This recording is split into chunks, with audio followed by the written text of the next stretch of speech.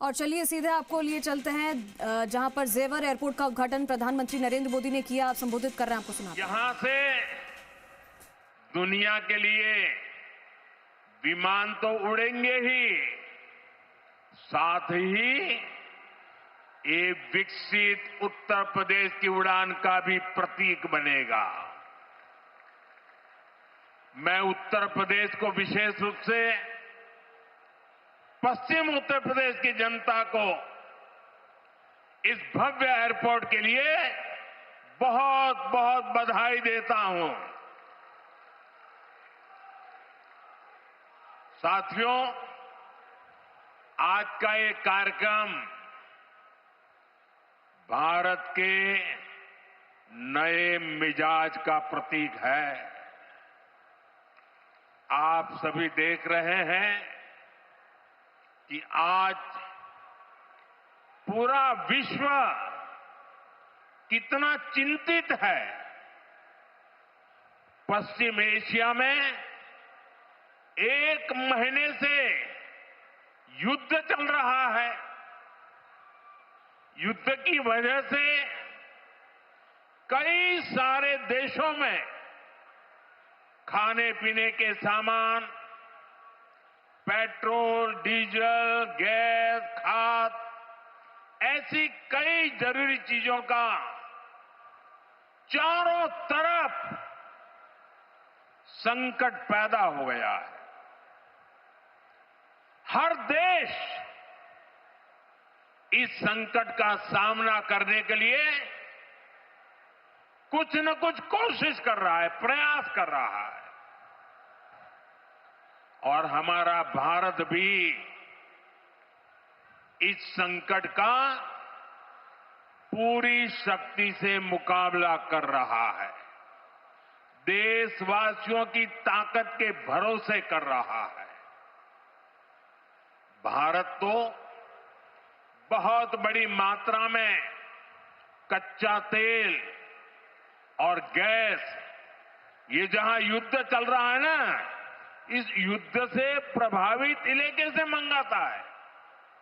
इसलिए सरकार हर वो कदम उठा रही है जिससे सामान्य परिवारों पर, हमारे किसान भाई बहनों पर इस संकट का बोझ न पड़े। साथियों, संकट के इस समय में भी भारत ने अपने तेज विकास को निरंतर जारी रखा है। मैं सिर्फ पश्चिमी उत्तर प्रदेश की ही बात करूं तो पिछले कुछ सप्ताह में ही ये चौथा बड़ा प्रोजेक्ट है जिसका शिलान्यास या लोकार्पण हुआ है। इन कुछ ही सप्ताह में, इस दौरान नोएडा में बहुत बड़ी सेमी कंडक्टर फैक्ट्री का शिलान्यास हुआ। इसी कालखंड में देश की पहली दिल्ली मेरठ नमो भारत ट्रेन ने गति पकड़ी। इसी कालखंड में मेरठ मेट्रो का विस्तार किया गया और इतने कम समय में आज नोएडा इंटरनेशनल एयरपोर्ट का आप सबके हाथों से उद्घाटन भी हो गया। साथियों, ये सारे प्रोजेक्ट्स यूपी के विकास के लिए डबल इंजन सरकार के प्रयासों का शानदार उदाहरण है। सेमीकंडक्टर फैक्ट्री भारत को टेक्नोलॉजी में आत्मनिर्भर बना रही है। मेरठ मेट्रो और नमो भारत रेल तेज और स्मार्ट कनेक्टिविटी दे रही है। और ये हमारा जेवर एयरपोर्ट पूरे उत्तर भारत को दुनिया से जोड़ रहा है। और आपने अभी वीडियो में देखा, ये ऐसा एयरपोर्ट बन रहा है, हर 2 मिनट में एक जहाज उड़ेगा, हर 2 मिनट में एक जहाज उड़ेगा। पहले सपा वालों ने नोएडा को अपनी लूट का एटीएम बना लिया था, लेकिन आज भाजपा सरकार में वही नोएडा यूपी के विकास का सशक्त इंजन बन रहा है।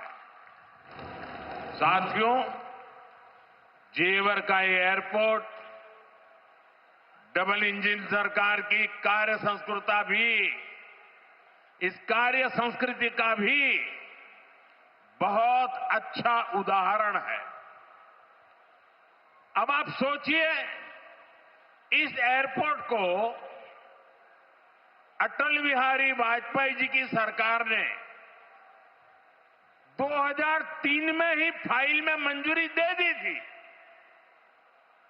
2003 में आप में से बहुत होंगे जिसका जन्म नहीं हुआ होगा, बहुत वो लोग होंगे जो उस समय 25-30 साल के, 35 साल के हुए होंगे और आज रिटायर्ड की हो गए, लेकिन एयरपोर्ट नहीं बना। लेकिन केंद्र में कांग्रेस और यहां की पहले की सरकारों ने सालों तक इस एयरपोर्ट की नींव तक नहीं पड़ने दी। 2004 से 2014 तक ये एयरपोर्ट फाइलों में ही दबा रहा। जब हमारी सरकार बनी तो यूपी में सपा की सरकार थी। शुरू के 2-3 सालों में सपा वालों ने इस पर काम नहीं होने दिया, लेकिन जैसे ही यहां भाजपा एनडीए की सरकार बनी, दिल्ली में भाजपा एनडीए की सरकार बनी, तो जेवर एयरपोर्ट की नींव भी पड़ी, निर्माण भी हुआ और अब ये शुरू भी हो गया है। साथियों, एयरपोर्ट के अलावा ये क्षेत्र देश के 2 बड़े फ्रेट कॉरिडोर्स का भी हब बन रहा है। ये फ्रेट कॉरिडोर मालगाड़ियों के लिए बिछाई गई स्पेशल पटरियां हैं। इससे उत्तर भारत की बंगाल और गुजरात के समंदर से कनेक्टिविटी बेहतर हो गई है और दादरी वो स्थान है जहां ये दोनों कॉरिडोर्स आपस में मिलते हैं। यानी यहां किसान जो उगाते हैं, यहां उद्योग जो कुछ बनाते हैं, वो जमीन से, हवाई मार्ग से दुनिया के कोने कोने तक तेजी से जा पाएगा। ऐसी मल्टी मॉडल कनेक्टिविटी के कारण यूपी दुनिया भर के निवेशकों के लिए बहुत बड़ा आकर्षण बन रहा है। साथियों, जिस नोएडा को पहले अंधविश्वास के कारण अपने हाल पर छोड़ दिया गया था, कुर्सी जाने के डर से पहले के सत्ताधारी यहां आने से डरते थे। मुझे याद है, यहां की सपा सरकार थी और मैंने नोएडा आने का कार्यक्रम बनाया तो मुख्यमंत्री इतने डरे हुए थे कि वो उस कार्यक्रम में नहीं आए और मुझे भी डराने की लोगों ने कोशिश की कि नोएडा मत जाओ मोदी जी, अभी अभी प्रधानमंत्री बने हो। मैंने कहा इस धरती का आशीर्वाद लेने जा रहा हूं जो मुझे लंबे अरसे तक सेवा करने का मौका दे।